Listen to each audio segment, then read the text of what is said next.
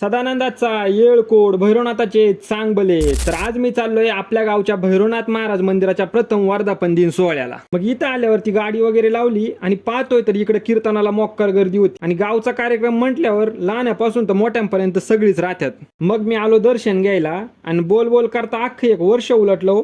गेल्या वर्षी देखील इथं असाच 2 दिवस या मंदिराच्या कलशारोहणाचा मोठा कार्यक्रम साजरा झाला होता. पहिलं घेतलं नंदी महाराजांचं दर्शन आणि मग आलो आत. आणि मित्रांनो, पहिलं हे मंदिर आहे ना खूप बारीक होतं बरं का.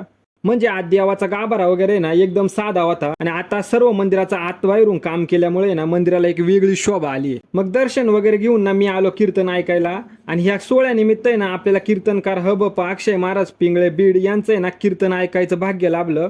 मग शेवटी महाप्रसादाला सुरुवात झाली आणि हे महाप्रसाद वाढायचं काम आपल्या गावच्या युवा पोरांकडे सोपवलं होतं. जवळजवळ 1,500 ते 2,000 पब्लिक हे महाप्रसाद घेत होतं. शेवटी वाढून झाल्यावरती आपण पण महाप्रसाद घेतला.